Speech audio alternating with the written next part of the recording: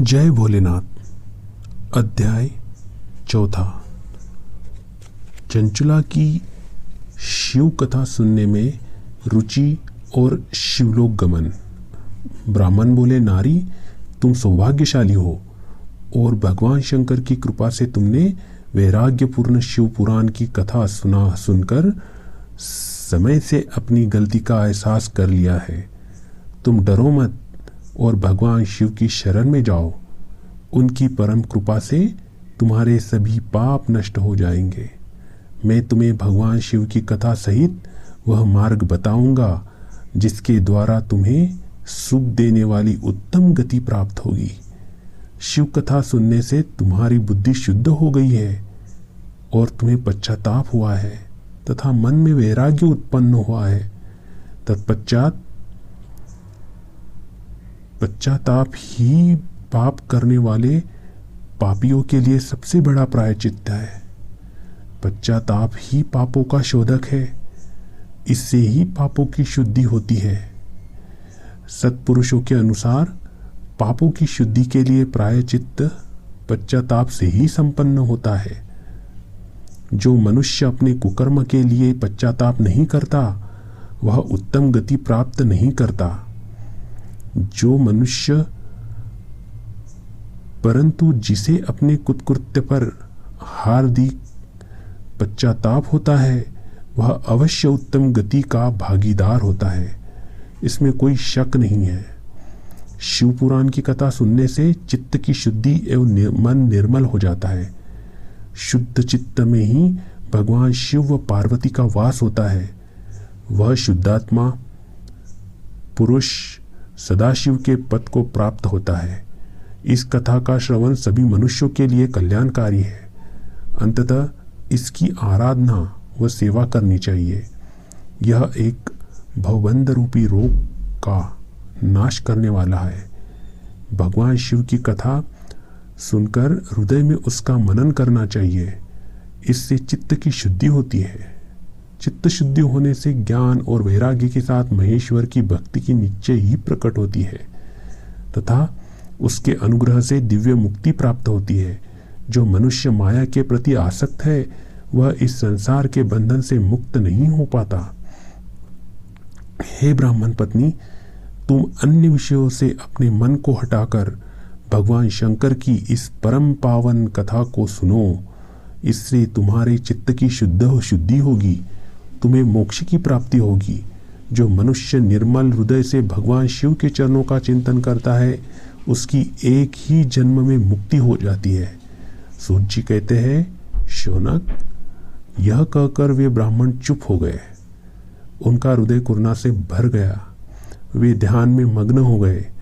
ब्राह्मण का उक्त उपदेश सुनकर चंचला के नेत्रों में आनंद के आंसू छलक आए। वह हर्ष भरे हृदय से ब्राह्मण देवता के चरणों में गिर गई और हाथ जोड़कर बोली, मैं कृतार्थ हो गई है ब्राह्मण। शिव भक्तों में श्रेष्ठ स्वामीन आप धन्य हैं। आप परमार्थदर्शी है और सदा परोपकार में लगे रहते हैं। साधो, मैं नरक के समुद्र में गिर रही हूँ। कृपा कर मेरा उद्धार कीजिए। जिस पौराणिक व अमृत के समान शिव पुराण कथा की बात आपने की है उसे सुनकर ही मेरे मन में वैराग्य उत्पन्न हुआ है। उस अमृतमयी शिव पुराण कथा को सुनने के लिए मेरे मन में बड़ी श्रद्धा हो रही है।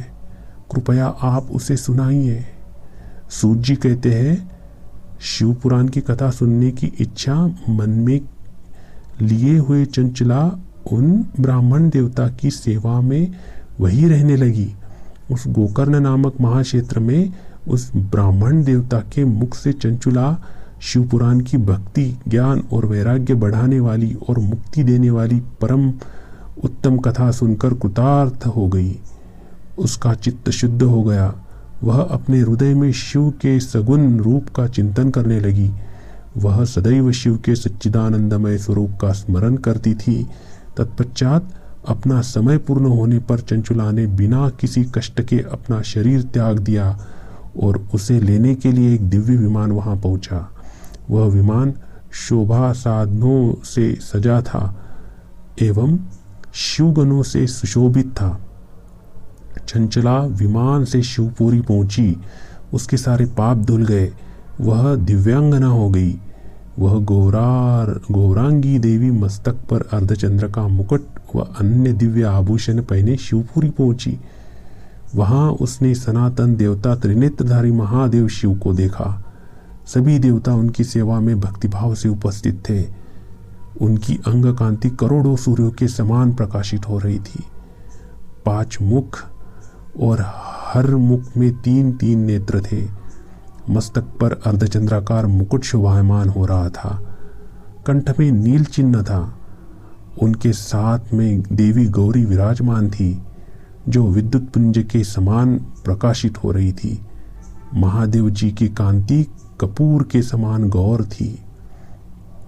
उनके शरीर पर श्वेत वस्त्र थे तथा शरीर श्वेत भस्म से युक्त था।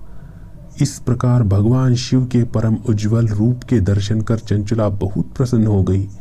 उसने भगवान को बारंबार प्रणाम किया और हाथ जोड़कर प्रेम, आनंद और संतोष से युक्त हो विनीत भाव से खड़ी हो गई।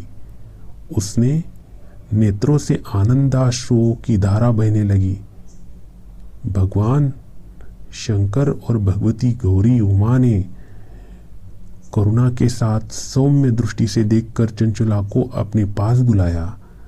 गौरी उमा ने उसे प्रेम पूर्वक अपनी सखी बना लिया और चंचला सुखपूर्वक भगवान शिव के धाम में उमा देवी की सखी के रूप में निवास करने लगी।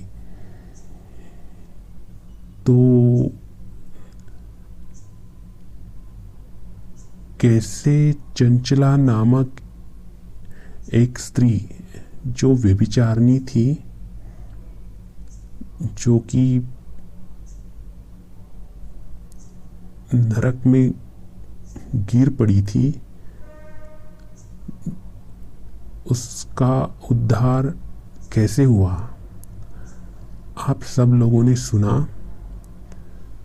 और ये जो कथाएं होती है, ये कथाओं को सुन के हम अपने लाइफ में, अपने जीवन में इसको कैसे उतारे, ये इसमें लिखा हुआ है। तो चंचला को शिवधाम कैसे प्राप्त हुआ ये आपने देखा।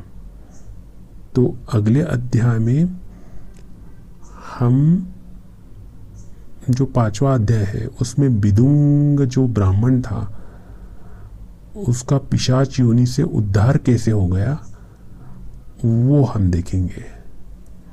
ओके, जय भोलेनाथ।